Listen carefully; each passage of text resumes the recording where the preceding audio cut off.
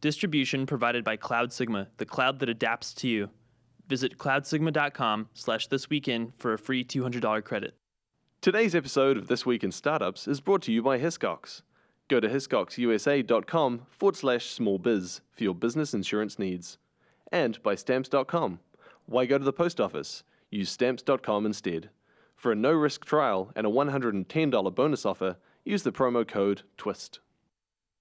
You know what's right for your small business. I pick the right tools to click with my clients. When it's game time, I have the right answer, no matter the playing field. Your small business is unique. So is our coverage. Hiscox. Get the right insurance right now. Hey everybody, I'm Jason Calacanis. This is This Week in Startups. 291 episodes later is all it took me to get Chris Sacca, investor, entrepreneur, supporter on the program. This is going to be one of the best episodes ever. He's a really brilliant guy and funny and charming and all those other great things. And he's also very powerful. He's got a huge fund. Stick with us. It's going to be one of the best episodes ever, guaranteed.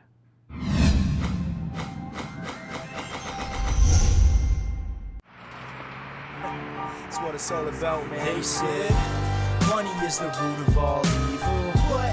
Funny how it feeds my people. Yeah. We ain't gonna live like equals until we get the money, spend the money, and defeat you. Yeah. Money is the root of all evil. What? Funny how it feeds my people. Yeah. We ain't gonna live like equals until we get the money, spend the money, and defeat you. Call up Yeezy. Hey everybody, it's This Week in Startups. I think you know what the show is about. We're doing it for 291 episodes. Every week I drag my sorry ass in here and I interview another great entrepreneur or an investor entrepreneur, and we discuss what's going on in the world of people who are trying to put a dent in the universe, trying to push the human race forward, trying to build products and services that make the world a little bit better, maybe even create some goddamn jobs in this country, huh? What a great idea that would be. And today is going to be one of the best episodes ever. A very good friend of mine and a great investor, and just all around really interesting, considered guy. Chris Sacca is with us, and I'll introduce him in a minute. But before I do, I want to just thank my friends at Hiscox Small Business Insurance. These guys are great. I've known them for a long time. I've used their products, and essentially, when you start a small company, you got a lot of things on your mind. You got to outsource stuff, right? You got to get help from people out there who can provide products and services that keep you focused on building product. Like MailChimp, right? That was one of the companies that does that. And we have these kind of people on the program all the time. Squarespace, GoToMeeting, MailChimp, all kinds of great companies. Hiscox is another one of those great companies that I can just totally tell you, just use them. And how does it work? You go to their site and you get small business insurance. What's small business insurance? Well, you'll know when you get sued as a small business. And by the way, there's a bunch of whack jobs out there who are going to sue you for anything, and you're like, oh, well, I'm right. It doesn't matter if you're right. It matters if you can defend yourself. And these legal bills are insane. So go take a look here. Look, here's Hiscox. The sign-up form is super easy. You say, hey, this is my business. My business is based upon, it's in California, and it's IT consulting, whatever the case may be. And then you choose what products you want, general liability or business owner's policy. You know, that's standard stuff.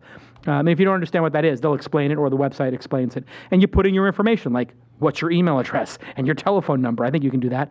Answer a couple of simple questions. You know, what is your ownership structure? Is it an individual sole proprietor, et cetera? How many employees do you have? You know, do you supply, manufacture, distribute tangible goods? Like, do you make a physical product? All that stuff. And then what's your estimate for payroll expenses?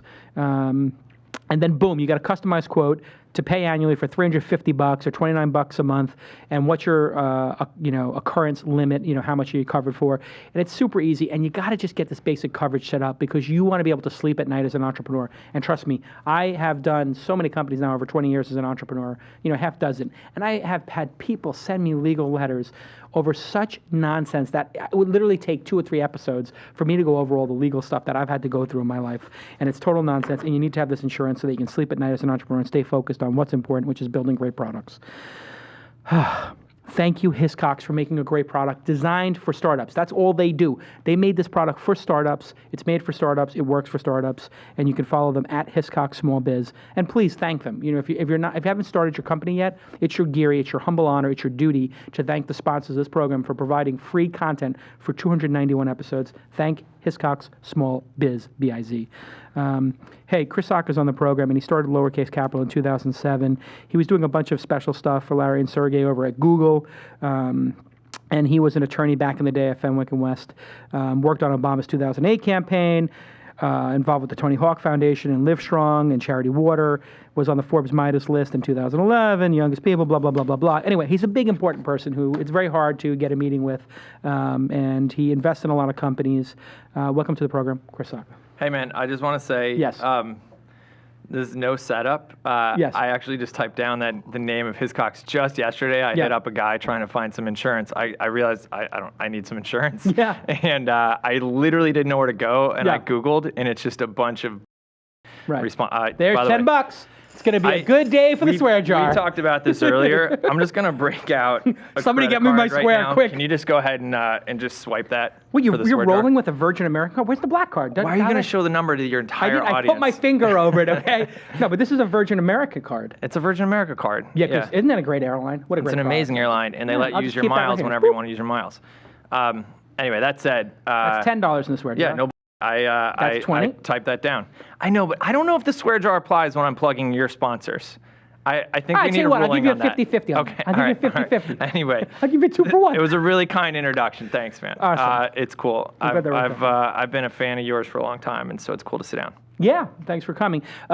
So what is it that you do on a day-to-day basis right now? Because I know that you've been, obviously you worked at Google previously and you were an attorney before that, but you were very active as an angel investor, and then it seemed like you sort of went underground a little bit, and I know you were very involved in these funds around Twitter. What does Chris Sacca do on a day-to-day basis? Yeah, I think there was a phase in my career where in order to be a player in this industry, I had to be out in front of a camera, writing, tweeting, out there all the time. What I ended up finding out was that, instead of mo money, mo problems, it was like mo ink, mo problems. Like the more publicity I got, the more it was a distraction from doing my job. Right. That appearing at every conference, every panel discussion, every speaking opportunity, and getting out there wasn't actually serving my companies. It wasn't serving my deal flow. It wasn't serving my investors. I mean, when I really did some analysis, and I actually did some concrete analysis, figure out where the companies that I've made money investing in, where they came from in my pipeline, none of them came through the email address in my site. None of them came from a handshake at the end of it, like after a talk, et cetera. They all came through a trusted network of folks. And so what I did was, a couple years ago, I respun my whole game, and I said, you know what I need to do is I need to stop spending time on the ego-driven, forward-facing shit. Right. Bing. Ding.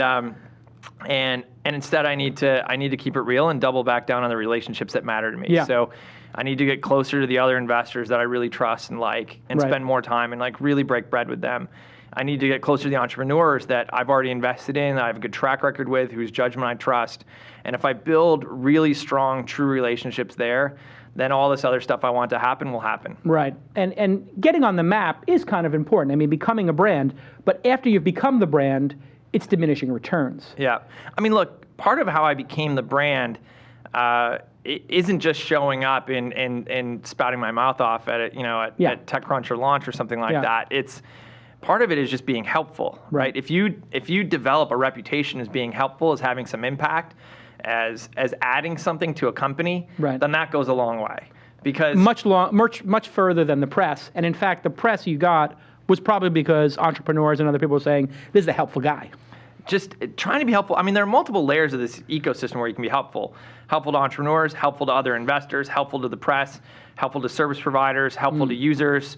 Just there are multiple layers. So it's not just being helpful to entrepreneurs themselves too. But if you develop that rep as like, when somebody, when you get involved in something, it's worth more than when you're not there. Right. Then this stuff comes, especially in a world, I would suppose, where money seems to be everywhere. There's a lot of money right now, like way too much, beaucoup. Yeah, and when you have this much money in the space, what are the unintended consequences? I think the quality filter is just way off right now. I think a lot of crap is getting funded. Yeah. Crap's, I didn't have to pay to say crap. No, crap. Right? You can say that all day long. That's a freebie. I don't think I've said that word in a long time, actually. We're changing your vocabulary because of the you swear are, jar, because apparently. of this jar. I'm watching my credit card there, and I'm like, you're only at 30. You can afford it. Bing. There's a lot of garbage getting funded right now. That's for certain. Number two, there are a lot of guys who think they should be founders who aren't, who are finding it very easy to get money, and it's skewing the distribution of talent across the startup land. So what does it mean to be a founder in your book? Like what is the thing that they lack that you're looking for as an investor, and that troubles you about, oh my God, Y Combinator, and I'm not saying you said Y Combinator, but Y Combinator as an example, putting out 250 companies a year. It does feel like maybe that's double or triple the number it should. And it does feel, and I've heard from many people, that maybe the quality of Y Combinator is going down. I don't know if you feel that way. I don't have any evidence or anything like that. But that is what intelligent people are saying, not publicly, but they're saying privately. I have a couple opinions on it. Let me answer your first question. Yeah. I think the truly disruptive founders have a different gene. I think about a guy like Evan Williams. Yeah. When I sit down and spend time with Evan, we both have reputations as being risk takers, et cetera. Yeah.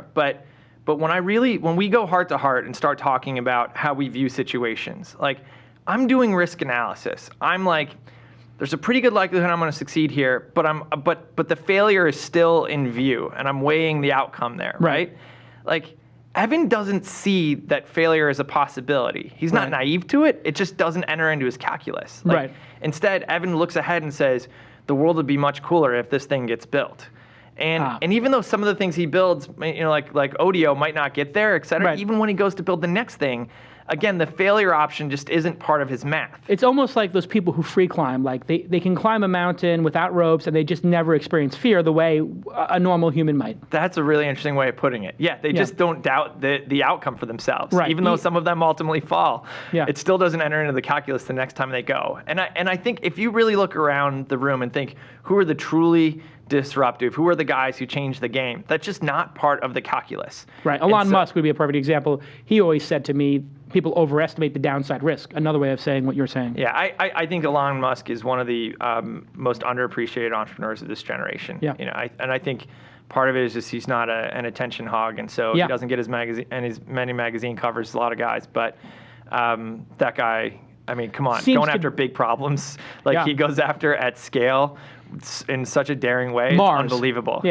Electric cars. Yeah, it makes a lot of the stuff the rest of us monkey around with. So that is one thing in the founder gene, this sort of disregard for failure. This sort of fearlessness maybe would be a good word. Yeah, I find sometimes one of the biggest challenges of my companies is I have to spend some time with them saying like, but how can this be bigger? Like, how can this be 100 times bigger than now? Right.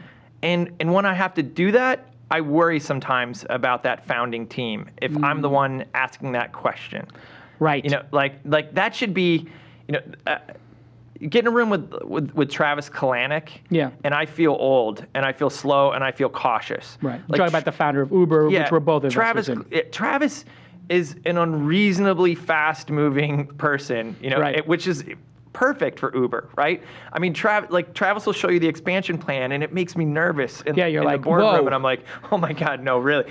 And yet he just crushes it. He executes on it. He realizes he has hired the best people in the world to go out and execute on that stuff. Guys like Ryan Graves who go and make that stuff happen. And so, again, Travis has a different gene than I do. I look at that and I'm like, oh my God, the wheels could fall off. Race car driver gene. It's like the speed gene. Yeah, and so it's a different kind of person, and I worry that it's become easy enough for other founders that we've lost that filter a little bit, where people are calling themselves a founder who are really kind of good at getting some stuff done, or they're good at managing, and they're good at sales, but they're not crazy. They don't have the relentlessness of, from what you said, fearlessness, scalability, and speed. If you spent time with Kevin Systrom a year and a half ago, like you would founder of Instagram, you would get up from that conversation and be like, I'm not bullish on photos. I don't even really understand filters, but I have no doubt this is going to be $1 billion company. It's just he had that kind of gravitas and that kind of belief in the ultimate destiny of what Instagram was going to be, that you just wanted to be involved. Right. Even if all rational analysis said photos have been done and tried a bunch of times. Yeah. Like, I'd already sold Photobucket in that space before. I'm like, how could I strike it rich twice in photos? Yeah, that was a $300 million sale, right? Yeah, it's a tough space to make more money in. Right. And so, but Kevin Systrom was just magnetic in that, just look into his eyes and there was no doubt he is going to succeed with this company. So there's a certain maniacalness to these founders, I guess. Yeah. In this sort of space. But it has gotten easier to be a founder, and I guess this is the sort of cognitive dissonance. Should it be easy to be a founder, or has it become too easy? I think there's a difference between the right founders who are now empowered versus the wrong people becoming founders. Got it. So I think when you take a guy like Kevin Systrom, founder of Instagram, and he no longer has to spend all his days wrangling with lawyers to try and figure out how to actually execute on a financing round, when he no longer has to worry about how to build a data center and host all his own equipment and stuff like that, and move all his own servers, and when he can actually focus on just getting some done, right? Like that. Ding. Yeah, just 40. Just running on my tab. We got it. I love it. I'll up it to 20 if you match and send it to Charity Water, by the way. Done. Okay. Done. All right. So now we're at all 20. Our swears, so now we're at 80. Yeah. And that means I'm in for 80. You're in for 82. All right. Yep. Dang, 100. Yeah, there you go. All right. 100 for Charity Water. Okay. So hold on. See, and I don't. You run with this. You run with this credit card, man. So you have to be like a true gambler, like Jake Hal, and just have hundies. Like I'm always running with like 5 dimes in my pocket because I got to get to Chamat's poker game tomorrow night, or I'm like 1 minute away from a poker game where I could snap off 10, 20 dimes. Dude, when I left the house, I literally said to my wife, I'm like, he's gonna be so disappointed. I just don't have a bankroll. I mean, I carry. Why do you not have a knot, man? You got to have a knot to roll proper. You got the shirt. I have a duct tape wallet with like $7 in it and a few receipts. Always have a knot. It's a manly thing. You have to have a knot. Okay, so let's get back to this very important conversation. So here's what happens. Yeah. The founders who deserve to be founders, the founders who have the stuff, it's now easier. have a lot of stuff out of the way. So they can be in the business of executing. You remember back from the last bubble. Oh my God. You'd have a bunch of MBAs, a bunch of lawyers. You had to write It was very 60-page douchey. business plan. Very douchey. Well, what it was the engineers were locked in the closet because they couldn't get a chance to actually code anything because it was too expensive to code. Right. Before you could write code, you need to have proprietary equipment and a bunch of money. To get that money, you had to go pitch VCs. VCs spoke banker. Yeah. And so you had to have an MBA, write a 60-page business plan, take it to a VC. The VCs were ex-bankers because their job was to take your thing, polish it up, put lipstick on the pig, polish the turd, and take it out to a bank. Remember back then, it was all dominated by the street. Yeah. Right? And so the guys who were running this whole thing were businessy douches. They had nothing very to do. Douchey. They had nothing to do with actually building any stuff. Thank God it all came crumbling down. All the MBAs took the U-Hauls one way out. And they did cause the problem in March, April of 2000. There's no doubt about that. Those are all the bankers, just polishing this stuff up, putting it out the door to get fees. Do you remember how bad it was up there? You couldn't get a U-Haul out of San Francisco because they'd all gone one way back to other people's houses. Like back to where their parents lived. I mean, it got bad. Like, ding, we're at 120. So what happened in the end was that this sea change happened. And I give credit to guys like Paul Graham for making that a reality. Yes.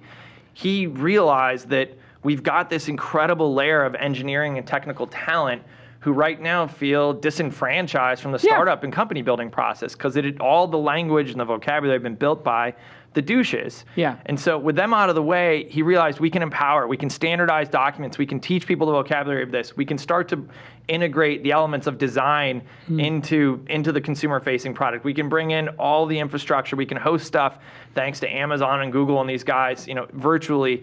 And before you know it, you've empowered this new class of entrepreneur. What happens though is along the way, that's been great to accelerate the success of the guys who deserve to be there. And it's awful for all these people who think they should be there and are just posers. And I think that's where posers are just in over their head. I mean, some of them sincerely believe they and are giving it a sincere shot. There's a poser contingent, but then there's people who are just in over their heads. No doubt. And that when the bumps come, they're just not going to have the wherewithal. Or frankly, there's just a lot of lifestyle businesses getting built. There's a lot of stuff where you're like, that solves a problem. It's making a little bit of money. Great, good for you. But it's not going to kind of do the multiple that's going to get an investor excited, that's going to get a bunch of future employees excited. And so that can be a challenge sometimes. You just rattled off the A-list of companies.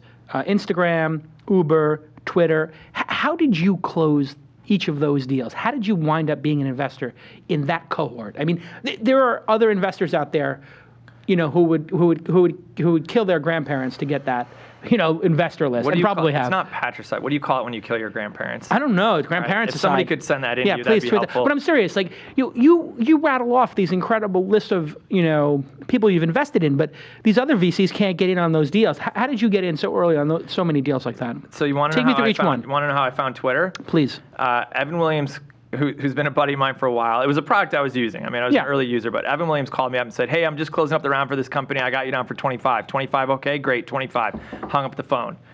And I said to myself, I don't have $25,000. I don't have $25,000.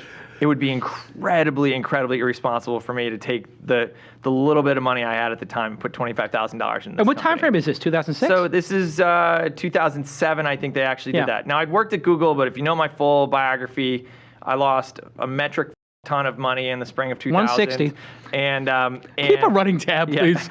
I lost a lot of money in the spring of 2000. It took me all the way back to 2005. Basically. How did you lose all that money?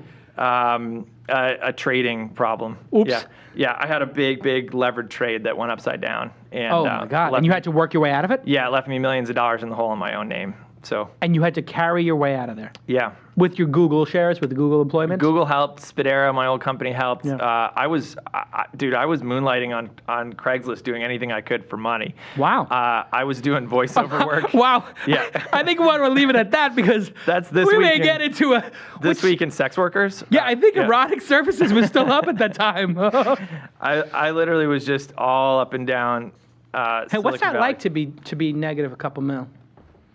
I've never been there. Yeah. So I didn't realize we were going to go there in this interview, but let's hear it. Yeah, that's all right. So here's let me back up to give some context for that. So I went to school. Let's go all the way back. Yeah. Starting in 6th grade, I went to the University of Buffalo to do math. So a couple nights a week while everybody else was being normal, I was up there with older people doing math. Loved math, but by the time I got to 11th grade in high school, I'd done some graduate level math, and I was just burning out. It was hard to have a normal childhood and do math all the time. So I had this math rejection phase where I was like, no more math. And I applied to the one school in the country, top school, that had no math or science in its curriculum. It was the School of Foreign Service at Georgetown. And so I thought maybe I'd be a spy or a diplomat someday. So love it. I had a great 4 years there. I studied abroad, lived in Latin America and in Europe. But when I was living in Spain, Netscape went public, and I just kept being drawn back into computers and into math. And I remember emailing from the campus of the school I attended there. There were 160,000 students, and there was one computer lab, and I would wait in line for 2 hours to use the computer to email back to the States. I just couldn't. I couldn't resist it. So I came back, and I wanted to get involved, and I didn't know any VCs. I grew up without any money, and so I basically applied to law school, got in, and then took the student loans and used them to try and start a company. Wow. The company didn't go very well, mostly because I was this hubristic douche who didn't want to admit I needed help doing it. So I almost spent all the money. The school's like, hey, where's your tuition stuff? I'm like, oh, I must have lost those checks. So I was able to buy a little time with those guys while trying to build this company. It went nowhere. But I had enough left that I started trading it, basically. Wow. And so this is 1998 time frame. And that's a pretty good time frame to be a trader, because if you put any money in the market, you won. You're going to get more back than you put in. Sure. Right? So it was a good couple years. So I picked a couple of stocks that were just outperforming everything. And you know how it works. When things are going up, it's because you're a genius. When things are going down, it's because you're unlucky, right? Yeah, bad luck. Yeah. And when you turn it around later, as you grow up and you're an old guy like the two of us, you realize when things are going up, it's because you're lucky, and when things are going down, it's because you f***ed up. Yeah. So it took me a while to put that math together. But back then, attribution theory. I happened to pick a couple of good stocks, and that went on just massive 40x runs. They were pink sheet stocks that just went on big runs over the course of 2 years. And there's a rule still, it's called Reg T. It's a regulation that says you can be 50% levered. So if you've got $1,000 in your account, you can buy $2,000 worth of stock. Sure. That rule hadn't been built into the software of these online trading platforms yet. So if you had $1,000 in your account, you could buy $10 million worth of stock. And it would trigger a margin call for $9,990,000, whatever. But you own that stock in the meantime. And so if the stock went up, boom, all the upside you collected. And if the stock went down, it was on your name. And so so when the margin call happens, you just pay it down. You pay it down 7 days later. Right. So you own it for 7 days. You basically are placing a bet and saying, holy cow, this better be a good 5-7 trading days, or else I am flying without a net. Right. It's like taking $1 million off a bookie and then betting it on the horses. At a crazy vig. Crazy vig, and hoping in 7 days it turns out right. Right. I love it. Right. So wow, that's some gambling. It worked out. I turned kind of 10, 20 grand into $12 million in 18 months. And so wow. Yeah, but This here's is the a thing. book, kid. Here's the thing. No one ever pulled me aside and said, do you know how much fucking money $12 million is? Hey, dumbass, cash out. Get Leave that, with the chips. Get that off the table, right? Sweep. Instead, because that graph always tells you when it's going up, it's because you're a genius. And by the way, like all my buddies, I grew up in a blue-collar town north of Buffalo. Yeah. My buddies started investing Which one? in Was stock. I don't know, New York. What's Lockport, New York. Well, I don't know that yeah, one. on the Erie Canal. Wow, that is obscure. It's a small town. I mean, I've been to Buffalo, but My I've never buddies been who are like limo drivers and bartenders and Yeah, yeah. you know pharmaceutical reps are all buying the stock too, and it's trading up and they're All like right. buying boats. When we get back from commercial, I want to hear how you worked your way out of this. Okay, let's do it. Okay. But let's go to commercial and talk about something I love, Stamps.com. It's really hard to do these segues sometimes. But Stamps.com is a great service. Why are you wasting time going to the post office? The post office provides great services, and Stamps.com provides a great product. I've used it for a decade at home and at different companies. And it just works. You can buy and print stamps from home. And they give you a scale, and that scale allows you to not waste money. So you can just simply weigh something. You know, I always put like or I used to put 5, 6 extra stamps on something. I don't want to get kicked back. And you'd always waste money. Stamps.com pays for itself in that extra savings. And by the way, what the U.S. Post Office offers in terms of priority mail, what's called media mail, and bulk mail, and some of these other really interesting products, they crush the cost of those other competitors that you see the brown truck and the red, white, and blue truck. I don't know if I'm allowed to mention competitors, but I think you can fill in the dots and the gaps there.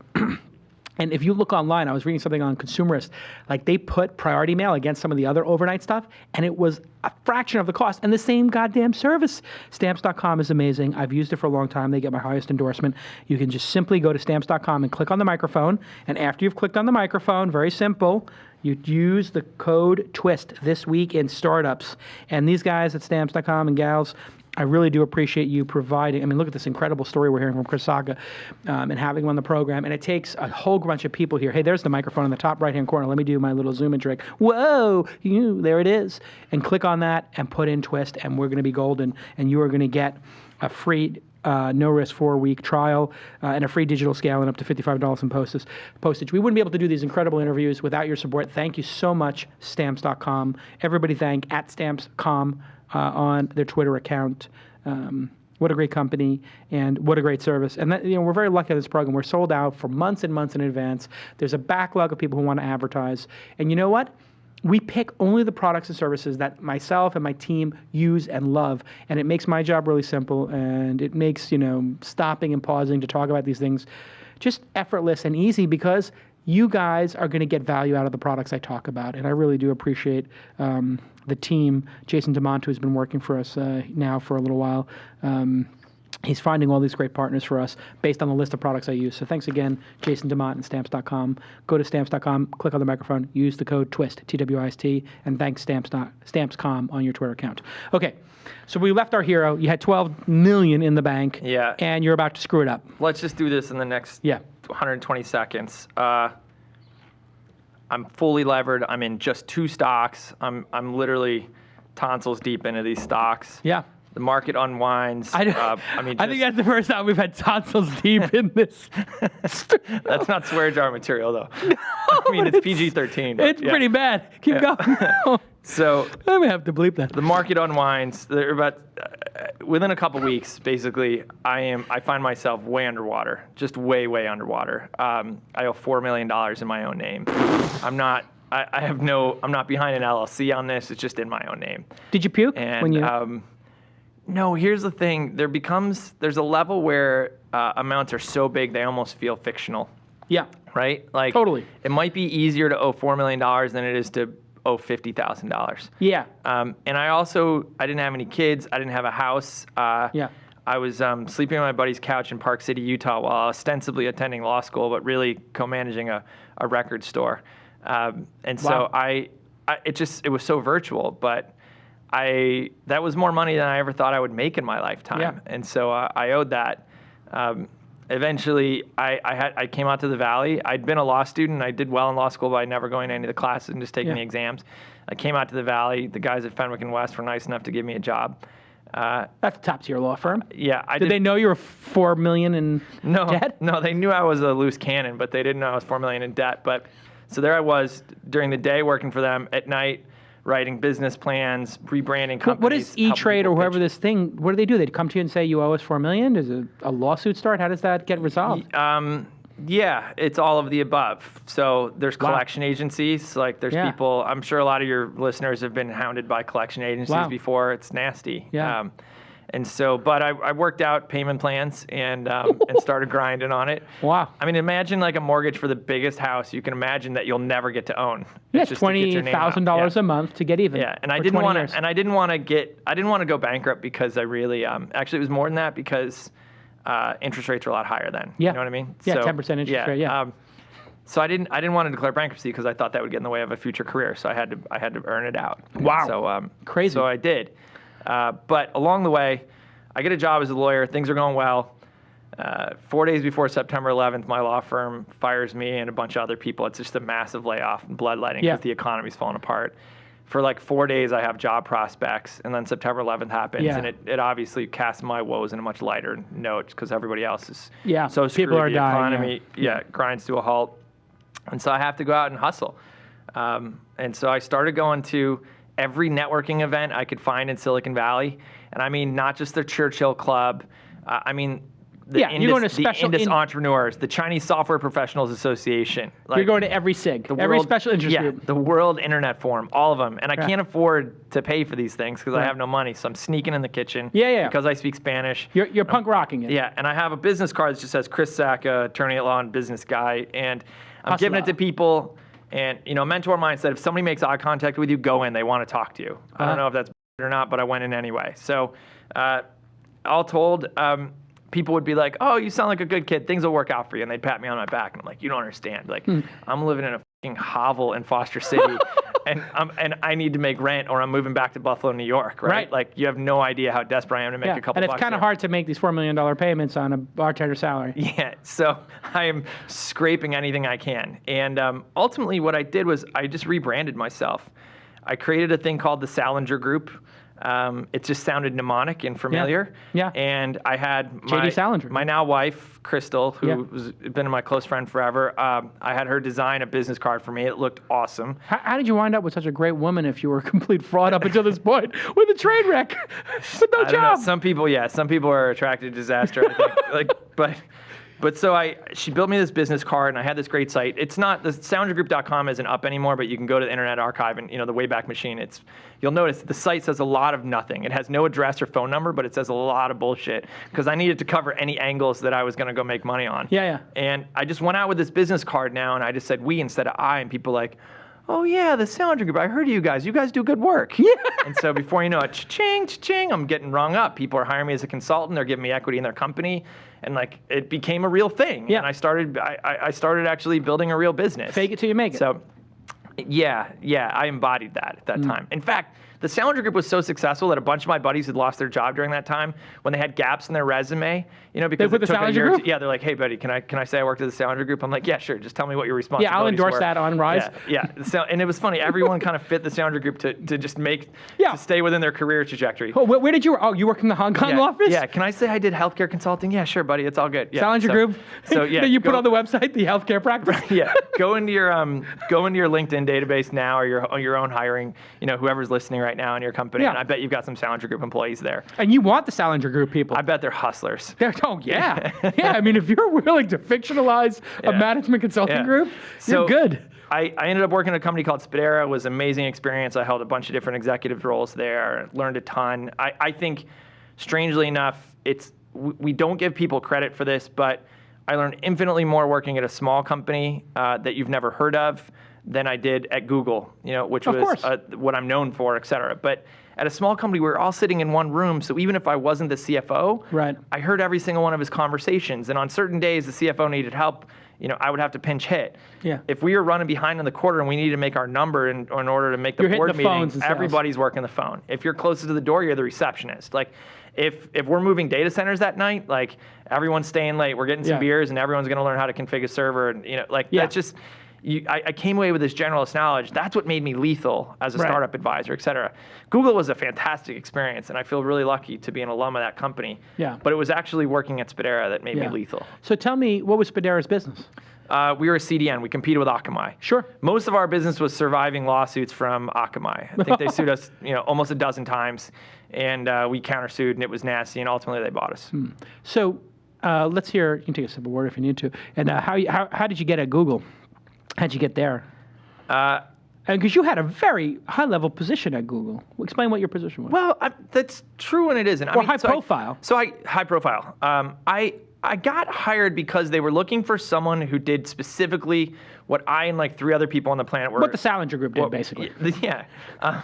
In fact, I continued to use the Salinger Group once I ended up at Google. The Salinger Group might belong to Google, actually. I'm not sure. I forget. I can't remember if we did that. It was an acqui-hire.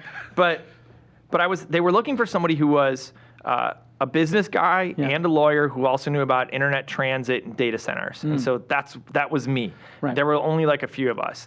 And I was hired and they said, here's the thing. We need infinitely more data center space than we have right now. So you and this other guy, Eric Asnapius, are going to go find it. And here's your big ass budget. Go find these deals and go negotiate them and sign them and just tell us when we're ready to move in servers. And so we just went around the world and took down data center space. And what was funny was we needed to be quiet because we didn't want Microsoft to know how big our business was at the time. They were very paranoid that Microsoft would try and crush Google if they ever knew how much money was in search. Yeah. So we did use front companies to do this. So like as I traveled around, the Salinger Group was one of the companies I used actually. Yeah. And we would build these little LLCs. Larry Page actually taught me how to make Google-proof names for entities. Like so one that's been written about since was Design LLC. Like if you go and try and look up Design LLC, it's obviously a hard thing to Google Search for because everything else has already been called blah, blah, blah, Design LLC. But so we would do these entities and those names and, span the globe. Group taking LLC. Down, yeah, exactly. Services. Take down all these and, all this data center space, build new data centers, negotiate power and tax treaties along the way. And so within the company, Ericus and I and a couple others developed a reputation as being good negotiators. And we won a Founders Award early on in the company, one of the first Founders Awards, because the scale of what we were working with, if we did it right, we could save $400 million. And so it was from there that I got pulled into other stuff. Eric asked me to start working on some negotiations and stuff he was working on. The M&A group, David Drummond, who I reported to, was pulling me into more M&A stuff. And then Google's one of these places where if you hustled, you could just show up in other people's meetings. And if you were helpful, they wouldn't really ask why you were there. And so I took advantage of that to So you'd see on somebody's calendar, this important person's coming in for this important project, and you just go? It wasn't even about this important person. I'd be like, oh, these guys are thinking about a new type of ad format. These guys are working on, building Hollywood relationships or something. I'm going to go in there and volunteer my services. I've got some opinions on this, and maybe I can make something happen. And so it's just the ultimate hustle punk rock. It was hustle. It was like, do it now, submit your expense reports later, and hope they get approved. I would often pay my own way to a conference and then hopefully come back with enough traction that I could go to my boss and be like, I'll tell you, it was worth it, man. Look what I got done. Will you cover my 3 Gs? Cover my 10? That's legit. But and so along the way, I did make it back to zero. I did put together a little bankroll to do some angel investing. My first angel investment actually was in Photobucket. That was a credit card check. I didn't actually have the cash to make that deal. Credit card check? Yeah, I was still working at Google, but I knew that company was going to happen, and I knew I could have some impact there. Right. Their business, despite being photos, was actually a lot like Speedera's. It was more about hosting and infrastructure management. So I wrote that check. That paid off really well. My second investment was Twitter. Wow. And because it was $25K and it was so material, I just started showing up at the company because I needed that $25K back someday. So, I don't think Jack really necessarily wanted me there, but I just kept inviting myself over and being like, all right, what can I do? How can I help? And along the way, I realized I could be helpful. I think each of us doesn't give ourselves enough credit for how helpful we can be. Working at Google, I was surrounded by the smartest advertising people in the world all the time. Yeah. And so YC companies would ask me like, oh, you're a Google guy, we need you for the ads expertise. And I was like, oh shit, I don't actually know that much about ads. But the reality is, because I'd been working at Google and generally paying attention to ads, I would find myself in a room with a startup and be like, actually, in this room, I know the most about ads. So I'll have some insight, I can be helpful. Yeah. I would never hold myself out as an ad expert. Right. But in certain situations, depending on the, depending on the context, you might be the most helpful guy there. Yeah. And so that's what I started doing, was just hanging out and trying to provide some value. And I did that before I asked anybody for equity back, before I asked anybody to go ahead and give me shares, et cetera. I just added some value first. Right. And that ended up working for me. Before you knew it, I kind of had a portfolio of angel and advisory stuff. And I didn't set out thinking I was going to do this forever, but I realized I was good at it and people liked me for doing it. And now you were so good at that, you took over at some point the secondary market for Twitter shares, I read, or what does that mean and how does that work? Well, I mean, there was an evolution. I first raised a little tiny $8.5 million fund. And that was just a broad-based fund that kind of invested across the startup market generally. And there's really fun stuff in that portfolio. And how do you get a fund like that started? Just go to people like Larry and Sergey or whoever, people who are billionaires who you know, and say, hey, can you give me some money to invest? I'm a smart cat. A little bit. Larry and Sergey are not investors of mine, but other folks that you know probably are. So there's a little bit of that. High net worth individuals. Yeah. No institution really wants to write a check to a brand new kid like that. There was one group called Industry Ventures that I'd known from back in my Speedera days that took a chance on me. In fact, they encouraged me to raise my first fund. Wow. So Hans Swildens and Mike Gridley over there made that happen for me. But for the most part, it was people with whom I'd built real relationships along the way. People who I'd traveled with, who I'd helped along the way. Who, when I sent them my pitch deck, that's the scariest thing you'll ever do, by the way, the first time you try and raise money. Because, by the way, raising money for a company is actually even easier than raising money for a fund when you're the only guy, because they're making a judgment on you. Raising money for a company, they're making a judgment on you and the product. The market. Yeah, and you're never raising money alone. You've got a team that raising money for a solo fund. They're just like, is Chris a douche, or will he give me back more money than I gave him? Right. If so, then I'm going to write this check. Douche or no douche? Yeah, and so you send that PPM out, the private placement memorandum, and then you just go get drunk, and you're like, oh, I hope this comes back. Right. And when people send you money, it's mind blowing. Yeah. So I raised that fund. It went really well.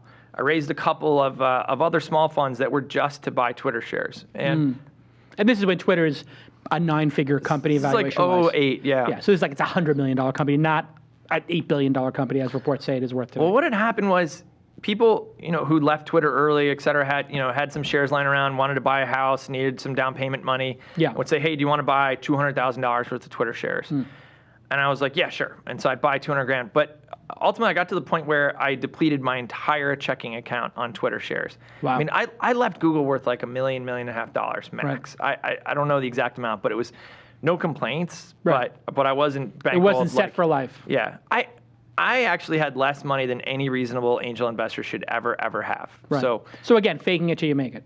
Not even faking it. It's maybe Scrapping it's a little it bit together. Maybe it's just being stupid or crazy. You know what I mean? Maybe it's just believing that I'm going to get Arrogance, more back. Maybe, or just naivete. It might be the thing I was talking about with Ev, but not for building product, instead for investing. So you seem to have this gene when it comes to money that it doesn't cause the anxiety that it would cause a normal person. Might be that. Yeah. Might be that. It's a like little big numbers virtual. don't scare you. And Big is that numbers because don't- of the Google, checkbook for all these data centers that did that to you? 'Cause No. it did predate that with your gambling on the market. No, I think one of the things, big numbers don't scare me because I also don't spend the money. So Oh, maybe it's a math thing. it could be. I don't know. We'll do that. Do I owe you money now too? Is this like a counseling session? No, it could be, though. I mean, how much of entrepreneurship and angel investing do you think is managing your own psychology? 100%. 100. 100%. It is all managing your own psychology, and how I interact with people. I have such a deep sense of loyalty. I mean, one of the reasons why you and I get along is we kind of grew up in similar neighborhoods with similar people. Yeah, loyalty is everything. And if I feel even mildly betrayed, I will river quiet the shit out of a bridge. I will just Yeah, no, you're gonna burn the I Nuclear. fire up the TNT and just go nuts, right? Yeah, yeah. I mean, I just can't help myself. I grew up. I mean, some of my closest friends are still the guys literally from my block, Right. and I just grew up with a code of loyalty, and so when that gets betrayed, I go bananas. And in I the wish Valley, I didn't do that. Actually, And in the Valley, there is a very big facade is there not of sort of dude, like, hey, we're all dudes, we're in this together. But it is a little faux, and in some cases. Like some people are like, hey, we're dudes, we're buds, we're in this together. Yeah. But then when it comes to money or an exit or who's going to withhold their vote to sell the company or who's going to force a sale, all of a sudden people aren't as dude and as bro as they put themselves out there to be. True or false? True. Let me. I'm gonna plug. I'm gonna just ask for something. Go. I need like an IT guy. Okay. I need someone who can both transfer. I got the lowercasecapital.com domain, and I want to like move my life over there, and I need somebody to help me do it. We can get that. And number two, I need somebody to just tune up my WordPress site a little bit. We got that. We got tons of people like that. Because I've got this blog post coming out on exactly that, and it's tentatively titled "It's All Fun and Games Until Somebody Raises Series B." Like, I actually believe that in the first couple of rounds, like, we do live up to that. Like, we all are collaborative. We are on the same page, et cetera. And then this thing happens at the Series B. What is it? It's the divergence of interests. So in the beginning, when I invest in you as a seed investor, you and I are on the same scorecard. We both are going for it, and we both get rich at the same time, right? We both have the same goal. We'll both see the same multiple, et cetera. Right. So we're on the same page. When a guy comes in on the Series B, so that guy's not looking to sell the company 6-9 months from now when a reasonable offer comes in, right? That guy needs another 10x from there. Right. And so I, as an angel investor, have a different scorecard. You, as the founder, have a different scorecard. And so we've got this divergence of interest that keep happening over and over again. The B people need to win here, and as an angel investor, maybe you just need to get to here. And there's this big gap between winning. And it's not even, and I think the angel investors, for the most part, have been pretty flexible about that, not bailing on companies early, not trying to force exits, et cetera. But even as a proxy for the founder, I mean, there are very amazing exits for companies where if you sell a company for $100 million and you walk with founder owns 40% or an angel owns 5%, right? Yeah, real money. But it's very easy for a VC who's already got $50 million in the bank to be like, F that, let's go for it, man. Yeah. Let's push for the binary outcome. Swing for the fences. Yeah, we'll push for the binary outcome. And the binary outcome means to a layperson? Either $1 billion or $0. Right. It's one or the other, right? Yeah, they want the grand slam. But the funny thing about VCs is they've all got portfolio theory. They've all got a lot of irons in the fire, right? And so it's really easy to push an individual entrepreneur to go for it. But it's because if that thing just the bed, it doesn't matter. They've got a whole pile of other things that might work out for them. Yes, right? They have a mutual fund, and the entrepreneur has picked one stock. Yeah, exactly. And so I think sometimes it gets a little disingenuous, and the political infighting, et cetera. And so I've got companies that are well into their C's and D's where it's ugly. Like, the boardroom isn't fun.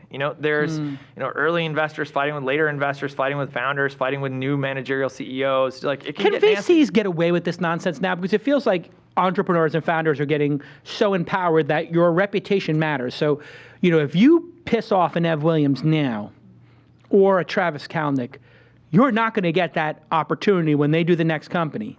And people remember, right? Because founders are maniacal people, being one, I can say that, and that if you were to just in any way cross them, they'll write you off the list forever, and they're going to tell everybody they associate with, hey, that VC, persona non grata, not a good idea. So has VC behavior gotten better in the last decade or worse?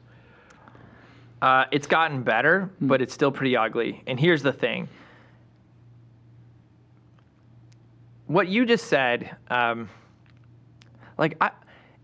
if you had bet me money 10 years ago about the state of politics today, I would have been like, well, of course. Like, the internet will take all the out of politics, and we'll have a much more fact-based political discourse. Like, the truth will float to the top, right? Right, like, sure. Why? We have the systems. Because we can point to sites that will be, unbiased. Yeah, truth.com sites. Will tell you exactly what the truth is and who you can vote for. And what happened? Instead, like, there's just more been convoluted. an absolute, just the is metastasized. I mean, it's just amazing how many lies there are out there. Yeah. And so I think the funny thing is, as much as I believe that VC behavior has generally improved, it's that there's the cult of personality around the VC that has evolved as well. And so the VCs have their own voice and can put their own spin on it and tell their own story. And ultimately, they have results that can speak for themselves. And so if you screw over Evan Williams is certainly going to counsel other entrepreneurs, hey, don't take money from this guy. Right, but if you're Mike Arrington, you could be like writing up, or MG or whoever it is, high profile person, they could just say like, here's my side of the story. Yeah, or that investor though, they still get the Twitter logo on their site. They have a bunch of other companies. They've got a great return. So it doesn't They look matter. like they've got the Midas touch, and they're like, maybe I'll suck it up to work with so and so if they're. Yeah. And so I'm not sure. So maybe the that- reputation, yeah. I'm not sure. It's to play out. I mean, in the halcyon analysis, we would think that all this stuff would converge on us all getting better and us all getting along, and the transparency would win.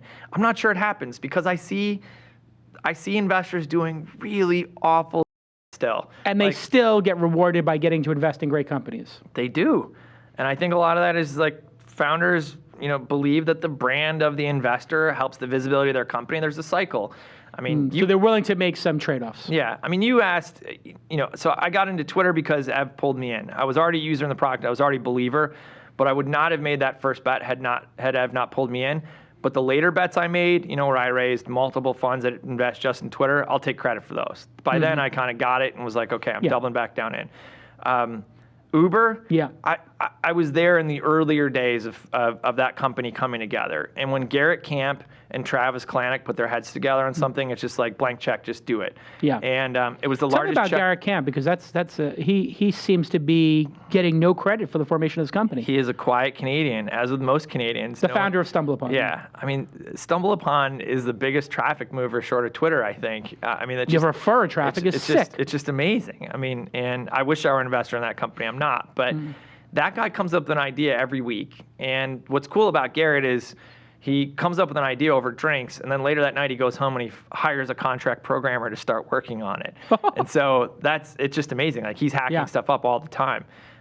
Just a really, really gifted entrepreneur. And so Uber was the kind of thing where I remember some of the initial brainstorms when, Garrett basically had rented out his own Lexus, put it out there so that his friends could use the app and pull down his car, and got a couple other cars on the system. And they found Ryan Graves as an amazing hustler to be the first GM. And then Travis did kind of the Evan Williams into Twitter thing where he was like helping out, but it was just so compelling. Yeah. The founder in him was like, I just got to get closer. I got to get closer. I got to do this. It just took over. It just took over. It was just, at the time he was advising a bunch of companies, and just Uber started dominating his life. It's like, I got to get into this. I got to ask you the hard question. Yeah. Twitter, and I know you don't speak for the company, has gone on a strategy, some would say, of screwing over the developers who help build it. And it's hard to disagree that the developer relationship seems to have been bungled there, or it seems like it was not executed perfectly. How do you reconcile it? What's your take on it? Yeah, so I definitely don't speak for the company. Right. And I'll tell you, Twitter's had 3 CEOs now, each of whom I feel like have been the right CEO for that phase of the company. Ev, Jack, Dick Costello. Yeah, and in that order. No, Jack, Ev. Yeah. And each of them are a lot smarter than I am. And that's, by the way, that's something I look for in a company, is that I don't want to have all your ideas. Yeah. If your investor has all your ideas, you're screwed. Yeah, that's a big problem. This is from the guy who was doing graduate math in 6th grade and 11th grade. In fact, Ev sometimes uses me as a contraindicator. Like, if I think something is totally effed, and he's like, good, okay, Sacca hates it, let's do it. Yeah. Then, I mean, I have a really bad history of making product calls with Ev. Like, right. It's amazing. All the He's like, what do you think? Yeah. Oh, you hate it? Yeah. Perfect. Launch Go. it. Yeah. Go. I generally think of myself as a pretty good product person, but now with Ev, it's amazing. I am a contraindicator for sure. But so that's number one. And when I sit down with Dick, I'm a very large shareholder in the company. I spend a lot of time using the product, thinking about the product. I'm very close to the employees. But when I sit down with Dick and Michael Sippy, who runs product there on the consumer side, I have confidence in the decisions they're making. They see more of the future of that product than I do. And the same with Jack and the same with Ev, right. I think, who are still very involved in the product decisions there. And so I feel really lucky to have smart people like that. I throw ideas over the fence. Yeah. If 1 in 10 of them are something other than complete, I feel lucky. Right. That said, I think people sometimes overestimate how big the developer community is, or how many people are in this community with respect to this company, right? I mean, I kind of emceed the Chirp conference a long time ago, and it was really well attended. And it was a couple years ago. Right. And Evan, who was CEO at the time, said then, hey, don't build Twitter clients. Like, right, he was very clear. Yeah, like and he said we need to have our own clients because when your mom logs in, or your cousin who never uses the internet, and they type in Twitter and they see 17 different clients, it's befuddles them. Yeah, and I remember Ev asking me for my opinion. Hey, should we buy up a couple of the big clients? You know, and at the time it wasn't driven by we need to compete with these guys or anything. It was just there's so much of this experience that needs to be consistent. There's so much of this experience that needs to be end to end. Yeah. And I know people laugh because one app doesn't have the same logo with, one app still has the hair on the logo, the other one, and like there's stuff that would be great if it were the same, and there's a lot of room to go on consistency. But you get that at the core of this, there has to be a platform for like everyday users to use this. And remember, this is for hundreds of millions of people now, across multiple countries, across multiple platforms, and so it has to work. Yeah, and he did a lot of signaling, but I guess you can never do enough. I don't think you can ever do enough.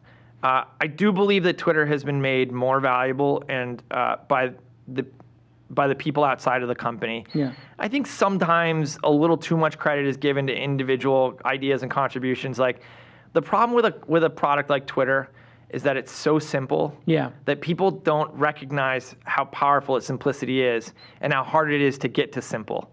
I mean, somewhere on my business card it says, the hell does it say? Like simple is easy to use, hard to make, and hard to charge for. Whereas complex is hard to use, but it's easy to make and easy to charge for. Like the beauty of Twitter is all the stuff that's not there, and that's not an accident. That's Ev and Jack and Biz and Goldman and Dick spending years on trying to pull a bunch out of there and letting the simplicity speak for itself. Right. And so I love what the developer community has done for Twitter. Yeah. A lot of people are continuing to build a ton of value on it. That's why you've got the data sifts and the nips of the world, like all building on top of it. It seems like they're trying to organize it a little bit more, or. Yeah, I mean, look, I also think, I forget what the real number is, like ask Ryan Sarver, but it's single-digit percentage of tweets that come from third-party clients and stuff like that. It's just not as big a part of the ecosystem. But they're very vocal. But they're loud. I mean, I've done developer relations, at Google, et cetera, and they have a right to be vocal. Like developers make a lot of shit happen. Let me ask the other hard question. I've heard that the revenue is much greater than people think, and that the revenue is really starting to come together at Twitter. Does Twitter have a revenue problem, or do you think that they're going to surprise people? I'm a buyer of the stock, is what I'll say. Right. But it's a pretty good indicator that they're solving this. All you hear about is the Twitter revenue problem. But you're buying the stock. Anyone who ever said that, I'm like, sell me any shares you have. If you're worried about Twitter's business model, sell me the shares. But you look at Zappos just released some data about the likelihood that a tweet converts, and I think it's 33 times Pinterest and like another 5 times Facebook. I mean, Facebook is a friend platform, and Twitter is a commercial platform. Right. Like, what do you mean by that? Explain. Well, Facebook, a lot people have said this a lot of different ways, but Facebook is who you used to know. Twitter is who you want to know.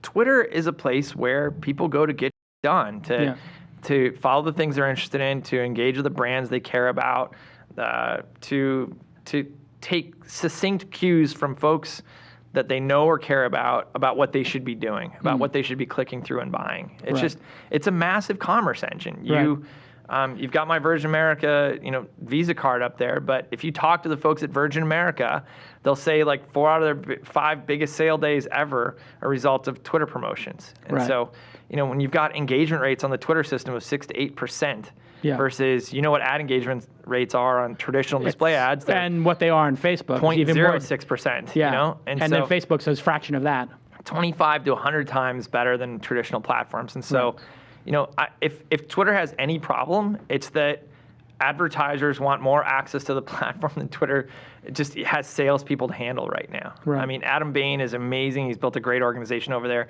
Former MySpacer, right? Was he at MySpace? Like Fox News Corp. I forget Fox who News Corp guy. I think he was an LA cat who moved up there. Yeah. He's amazing. I actually closed that deal at the Roosevelt Hotel in LA. Really? Yeah. At what hour? No, it was midday, actually. It was midday beers, but I just said, he gets it. He's understood. Yeah. I used to play basketball. The value of this thing. And it's funny because the way Twitter makes money isn't predicated on any like shady like in the background personalization, trying to figure out who you are stuff. Like Right. Twitter's out in the open. It's like, you've told us what you're interested in. Right. And so now we're going to show you stuff that your friends and the people you're interested in also think is interesting. And if Right. it resonates, we'll put it in front of you. Which means practically what?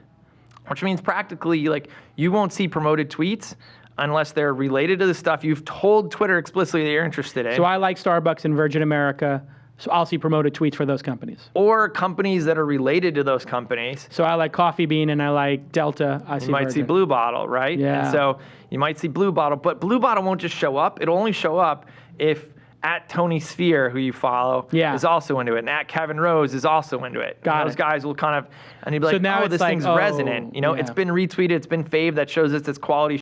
Yeah. Let's float it to the top and put it in front of somebody. And that's why you see such high engagement rates on those ads. Without that stuff, like, you know, you just throw up that display in front of somebody and you're Right. like, oh, and then they put the shady, like, so-and-so also likes this, you know, and it's just Yeah. like, it gets ugly on some of these other platforms. Yeah.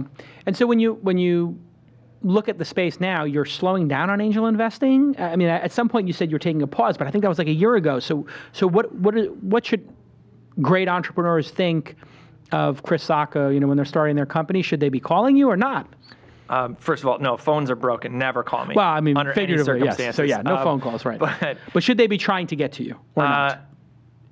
Or are you saying publicly that you're not angel investing so that you only get the people who are willing to hustle their way to you? First of all, I don't angel invest. I write bigger checks. So, you know, all told, I've got over $1 billion under management. So You have $1 billion under management? the lowercase Does the funds are public big. know that? Is mean- that the first time you're saying that publicly? Because I didn't even know that. there's SEC filings out there. I mean, you have to file this $1 stuff. billion in funds. Uh-huh. What is that? What are those funds? What are you doing By the with way, those? How are you am I not supposed to smile? I heard somebody told me you don't smile on this show because that's the big tell. I know it's 19. I'm Sicilian. There's 19 ways a Sicilian knows if you're lying. That's true romance. No, there's Rest in SEC peace, filings out there that back that up. Right. And so these funds are buying secondary market shares of Twitter, obviously, some of them. A lot of stuff. I do a lot of stuff. And I'm opportunistic. If I see something that other people aren't doing, I go there. Right. And so right now I'm focused on two funds primarily. One is called Lowercase Spur. It's a $35 million early stage fund. It's my bread and butter. It writes $500,000 checks to awesome startup companies. Got it. I also have a fund that I don't think I've told the world about. So this might be an exclusive, but it's Great. called Lowercase Stampede. And Stampede is investing in the intersection between tech and content. That's my company. So yeah, it turns out, no, it just, I wrote up a whole thesis on it, but put simply, this space makes sense finally. You know, I think a lot of guys were early here. A lot of VCs just went through a lot of money in trying to back content. But you know, you started this show by showing like TV quality production. Yeah. That is all managed just outside on a couple of desks out there, Yeah. right? I mean, this whole thing is broadcast quality. It's $75,000 in equipment, $100,000 in equipment that would just 10 years ago cost $2 or $3 million. Yeah, and it's managed by a couple of people. It's broadcast quality stuff. Managed by a couple of kids with 2 or 3 years experience in the And space. you've got sponsors who are paying you TV money to be here now. Yeah, $3,000 an ad. And you've got real audiences at scale 100,000 now. downloads. And so when you put all that stuff together, that just never happened before in internet video, and now these things start making money. Yeah. And so This show makes $500,000 a year. And traditional Silicon Valley I'm not VCs, afraid to say it. Traditional Silicon Valley VCs have always been afraid of doing this stuff because Yeah, content is scary. Why? Well, because everyone got their ass kicked in content due to rights issues. They haven't reset and realized this is all digitally native content. There's no record labels to negotiate with here. And there's a library being built. And back in Hollywood, there's a lot of status quo that people want to defend, and people don't think in the startup model as much. And so there's this gap where there's a lot of really valuable stuff that's just not getting done. Interesting. Yeah. And So what gives you this ability to, what do you think as a VC gives you this ability as an investor to look at a space like that with fresh eyes and not be corrupted? I mean, why don't other VCs see this yet? And do you think they're going to figure it out? Well, one thing was I've been in Hollywood for a while, just never told anybody. So I've had investments in the area for quite some time that taught me the studio system, taught me the network system, taught me the label system, the agencies. Broke? The agencies. So You mentioned labels. You mentioned music. Yeah. I mean, you mentioned TV. These investments all panned out really well. Right. But what about taught me the model? But in those traditional businesses, they all seem to be stuck, or they're confused, and they have to protect the legacy. Is your thesis? My introduction to the space always came from. By the way, do we have a fixed amount of time? No. It goes as long as I say. I love this. Well, I mean, if you think about it, we're talking about the entertainment. I can break the model here. Yeah. If I think that this is a 2-hour show and it's going to be a 2-parter, I can do that. Dude, you're stern. I am stern. All right. What does that make me? That makes you Baba Booey. No, it makes you one of the great guests of all time. It makes you like, I'm trying to think of who the great Stern guests have been over the years, but you're being honest. And as I always tell people. As long as I'm not Eric. Yeah. Okay. Eric the actor? So look. High pitch Eric? Who's high pitch? You can always tell a Stern fan because they know him. Those are great characters. Who's high pitch? By the way, I retweeted this the other day. Somewhere on YouTube is the full uncut version of Howard Stern on September 11th. It's incredible. I was that's listening amazing. to Howard Stern that day. That's amazing audio. I used to wake up to him at 6 a.m. in New York, and I heard him say, some schmuck just put his biplane, his little plane, into the Twin Towers. He didn't know. No. And then all of a sudden it clicks, we're under attack. Robin Quivers says, we're under attack. It's one of the great seminal pieces of radio ever recorded. To see the evolution of them kind of joking around about it, to all of a sudden realizing life has changed forever. And we're at war. Yeah, that's just an amazing piece of radio. It's unbelievable. Yeah, look it up. So my involvement here started because Google didn't have an entertainment business, but we had a lot of insights into entertainment. And so I would get invited down to speak at the all hands of the agencies or the labels or the networks. And it was great because I got to speak the truth, because no matter who I offended, we didn't have deals with them at the time, right? Like if my Yahoo counterpart had been invited there, they'd be like, oh, I've got, I can't piss off Lloyd Braun because we got a bunch of studio deals and these are all Terry's old friends. Like, we were such outsiders. I could come in and speak the truth and talk about what was broken about their model. Yeah. And I wasn't offending anybody, and I didn't have to defend my comments in the paper later, and I didn't get called into Eric's office and hit over the head with a shoe. So I had this amazing, unique ticket to come in and meet everybody. And be a truth seeker. And be the outsider and learn the model a little bit. And so as a result, I've been here. I just never really announced it. And so now I finally have some feet on the ground. I'm actually... Is it announced the amount that fund is, Stampede, or did you keep that quiet? It's like a $20 million fund. Got it. It's just doing small check stuff. Yeah. I have an affiliate that's a $500 million fund when we do bigger stuff. That's not my money. Got it. So I've got some pretty fancy partners, but my little thing is just doing... So I've done investments in awesome companies like Big Frame. Sure. I got involved with the VHX guys who were doing paid for downloads. They did like the Aziz Ansari special, that kind of stuff. The guy, Brian Norgard and the guys at Chill. So those are the kind of investments we've been doing there, and some stuff we haven't talked about yet. Yeah. That's and it's just great. The math on that stuff makes sense now. What do you think the impact of Kickstarter is on the entertainment business? Are you an investor? Yeah, I'm a big investor in Kickstarter. You are? Yeah. How is it that every time I mention a great company, you're an investor? Dude, that one was amazing. How did you get into that? Can I buy a couple shares? The funny thing about Kickstarter was I'm in love with Kickstarter. When I saw that opportunity, and Perry invited me in, and I really learned to respect that guy a lot, and even more so than I've had a chance to work with him. But when I got invited to invest in Kickstarter, I saw it and I was like, this is the thing that'll make the world a better place, but I don't know if it's actually going to be an amazing business. Right. So I invested personal money in it. And when I created my fund, I didn't actually put it in my fund. I tried, when I put my first fund together, in order to make it easier to fundraise, I cherry picked a few of my best angel investments, and I put them in there as like a little bit of bait, you know? So it made it a little bit easier. Like, these are examples of the kind of things that I'll invest in. If you want exposure to them, come invest with me. Got it. Kickstarter was like, this is the kind of thing that'll change the world, but I don't know if it's ever going to make a red cent, so I don't necessarily want to put it in there. Right. And oh boy. I mean, the valuations of that company are out of control. That little tiny investment's worth millions of dollars. Like, I feel grateful and lucky. But the thing about those two guys, about Perry and Yancey, is they run that company for the longest term. Like, we are in that company for 20 years. Like, there will be no liquidity. That thing makes money, and yet there's just no one looking to the exits. And they've made everyone there commit to never sell their shares.